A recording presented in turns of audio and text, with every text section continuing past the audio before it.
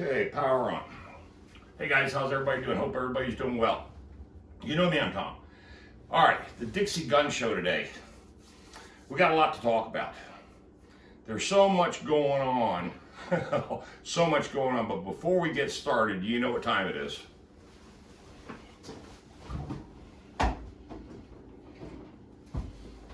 I've been out all day. It's a beautiful Sunday. Super cold this morning. But what is going on, and we have the Dixie Gun Show in town this weekend. And our Sheriff Butler, he was on TV being interviewed, saying that he didn't like this gun show being here in Raleigh, and he thought the timing was really, really inappropriate, okay?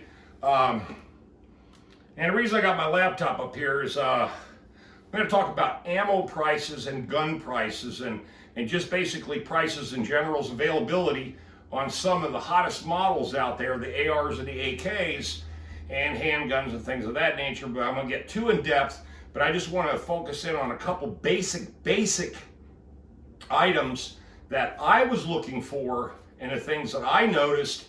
And all I can say is, wow, wow, wow, the price is up on everything.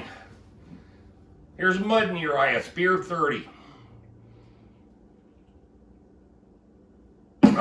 Nothing like that first taste of beer, but I want to get that out of the way because here's mine. And also, this is a shirt I've had for a long time. It's a double-sided concealed carry or even open carry vest, okay, t-shirt. And it's quite convenient, really. So just slips right in there. And if you have a concealed carry license, you just put your coat on it. Beautiful. Wears really well.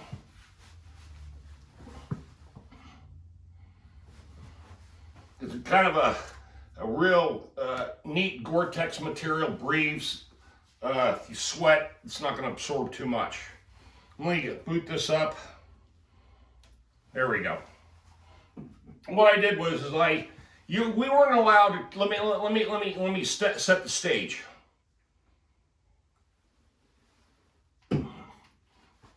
I wanted to go up there to check the price and availability of ammo, more than anything else, really. And then I had kind of sticker shock up to a point. When I got there, before I got to the arena, on the right-hand side is the Highway State Patrol, their big motor pool. My jaw dropped because there must have been 150 state troopers staged at this motor pool. And it looked like, in fact, I know what was really going on, because we got the inauguration going on and they got all the National Guards blocking all the major capitals in every single state, ours included, okay? So what I think this was a dress rehearsal for the upcoming Wednesday inauguration here in the state of North Carolina. State troopers were being basically put into focus groups to say, this is what we're going to need to do if there is some sort of armed threat. Now, so when I passed that up, I was looking to my right when I was driving, and I was like, holy shit, look at all them state troopers over there. And they had 200 or 300 damn cars out there too, but it's in this big fenced off area. Now, like I said, I think it was a dress rehearsal. They're getting ready for Wednesday. And I'm sure at the National Guard Armory, they're doing the same thing, because they've already got the National Guard deployed downtown. So I get up to the Dixie Gun Show and I get there 30 minutes early. And I get out to the gate and it is a little busy. I said, shit, there's nobody here. I said, everybody must have been scared off or something. But anyway, I pull around to the other side of the parking lot, and holy crap, oh my God. I lie to you not. There was 1,000 people standing in line, And I know they've been in line for hours and hours and hours because the place opens up at 6 o'clock for the flea market people, okay? Which there are hardly none of them. But anyway, I couldn't video. I wanted a video out there. I really, really wanted to. There were so much law enforcement everywhere. I mean, they had a big show of force there. Now, the thing that was really, really surprising about this whole thing is that when I decided that I'm not going to stand in line, I'm not standing in a line that looked like it stretched for a mile, because that's what it felt like. So I buzzed around the flea market for a little while. There was a few, vendors there. There was a couple people there trying to sell some military gear, and I was kind of checking that out. And it got to be the doors open at 10 o'clock. I got in at 11. I got in line by about 10:45. Took me 15 minutes to get in, which wasn't too bad. It cost $9.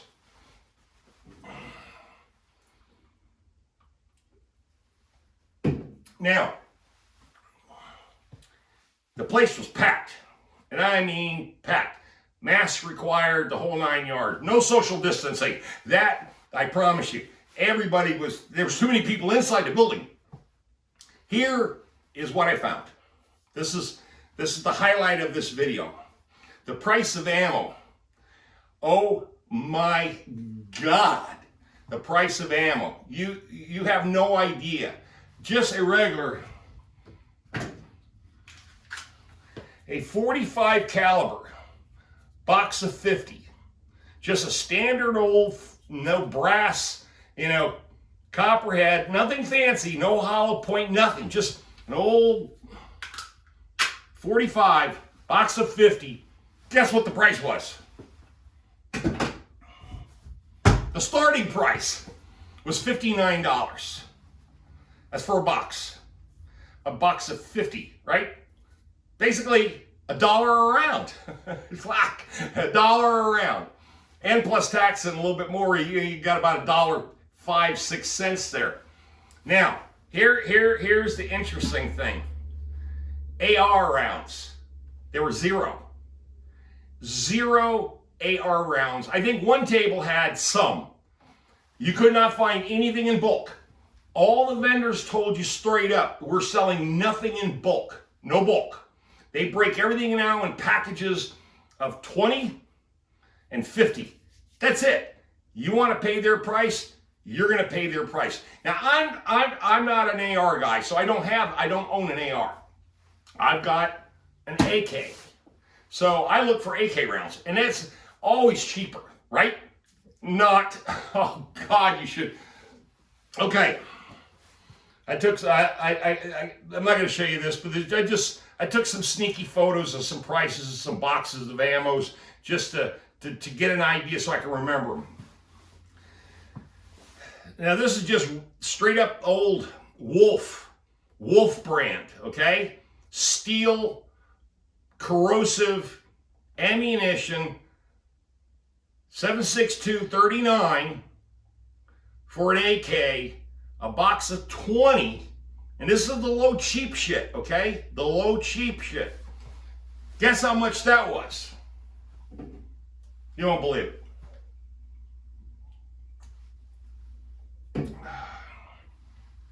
Come on.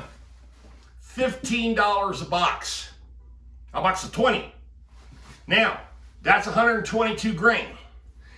This one lady actually had a few of those, okay?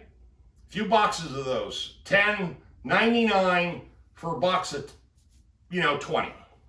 Then she had some 124 grain that were Romanian ammo now. $36 for a box of 20. I couldn't believe it. Now, I've got plenty of ammo, but I just wanted to go check the prices. And I did. If I was going to find something that was halfway decent of a deal, I would have definitely bought it. But this was the interesting part, the part that I couldn't believe. And this, find that picture. Yeah, there it is.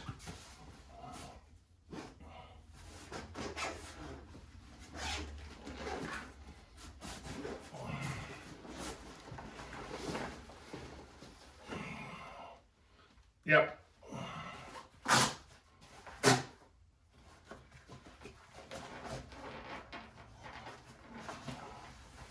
Okay. Make sure this thing doesn't fall off this table because I got it loaded up with ammo. So let me turn it sideways here. Plenty of rounds in it. Okay. Now, I'm not going to obviously draw this back in chamber or anything because I am drinking beer. So, this is my C39 V2. And I've got the steel mags, the actual Russian steel mags with this, and a lot of this, you know, mag pull stuff right here, which I'm not a real big fan of mag pull. The big thing, as long as it's tight inside the housing here, I'm fine with that, okay? But that's my baby right there. Clear? Okay. All right, let's do some price comparisons. Let me make sure I got it right. Okay. All right, I can close that up. Here's the deal on this. I bought this 4 years ago. Approximately 3 to 4 years. I can't remember exactly. This is an all-American made variant of the actual AK-47, the Volishnikov. This is about as identical to a Volishnikov as you can get, okay? Billet body, you know, a lot of the hardware is identical. You know, there's very, very few exceptions to this weapon not being a Russian AK-47 Volishnikov. But obviously, there is some differences, as all of you really know. Now, 4 years ago, I paid $825 for this weapon, okay? All right, $825 for this. Now, a lot of things have changed since I purchased this weapon. And I'll tell you what the change is. Price. Holy shit. And see, I've got a nice sling on it. I've got this thing adjusted for me. Everything looks good. Let me look at that one more time just to make sure. Okay. The same one. The same exact AK. They only had one. They had some Romanian ones, they had some Chinese ones, they had a couple of actual Russian ones up there. But the price of this AK right now, can you guess what they're charging for this AK right now? I'll give you a few seconds. All American made, C39 V2. You got your number? I bet you're all wrong, unless some of you went to a Dixie Gun Show recently. This is $1,899. And if you get anything that's made over in the Soviet, Romanian, Czech, Chinese, you know, who knows? Any other manufacturer, especially Russian, guess what they were charging? And this guy had eight variant copies of the Volishnikov. Not this. He had one of these, and he had a bunch of other variant copies, okay, of the Volishnikov. Starting price, $2,100.88. $2,188, and went all the way up. I seen one for $4,000. That's correct. You heard me right. $4,000. So, oh, I know what I wanted to tell you. Let me find that other one. Mosin Nagant. The most mass-produced rifle of all time was a Mosin Nagant. All right? I bought mine for, I got that stored in here. I bought mine for $118. Okay? It's a 44 Tula. Accurate as shit.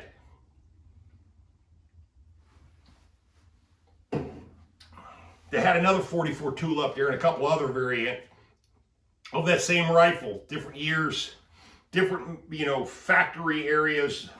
Can't remember the names of those, but to be honest with you, guess what they wanted for a Mosin Nagant? What do you think? $650 for a Mosin Nagant. And oh, the ammo. Oh, I found a whole freaking tuna can full of 7.62 54R. Guess what he wanted for that? Holy shit. Try $1 a bullet. $1 a bullet. What can I say, folks? Okay, this has been a very, very unusual year. We're already past 2020, 2021, and I wanted to put out one more video because I've got to go to work tomorrow. I got an upfit job to do, and then I'm going to be back at the hospital doing concrete work starting Wednesday or Thursday, depending. But we got a huge weather system coming in Friday, so I can't do much concrete work unless I get it done Thursday, but then I'll have to skip Friday and go back out there on Saturday, but that's okay, I don't care. It doesn't matter, because we're still in January. Normally I take off a couple of weeks in January, but I've been booked every single day in January. I think I've had 3 days off so far, and it's what, 15th, 16th, whatever, 17th, 18th, somewhere in there. But anyway, I want you all to stay tuned, stay blessed, stay good.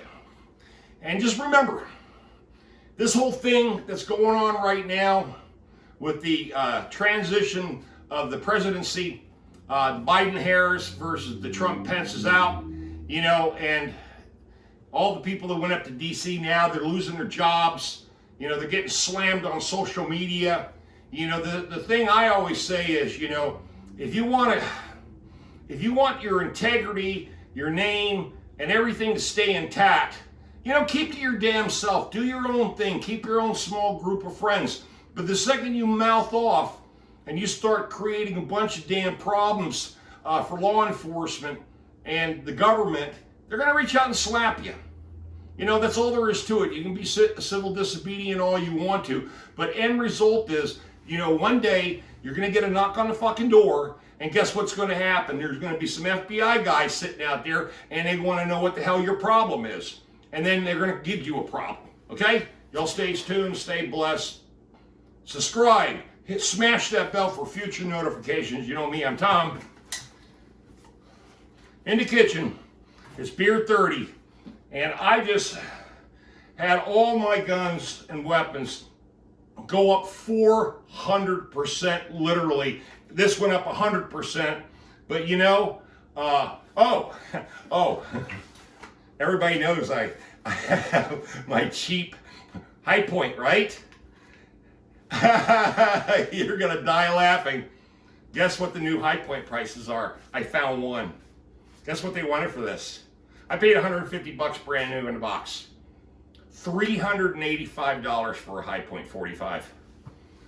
Stick that in your cap and smoke it, or pipe and smoke it, boys and girls. Okay, I'm out of here. I'm gonna go upload this video. Y'all stay tuned. Out of here.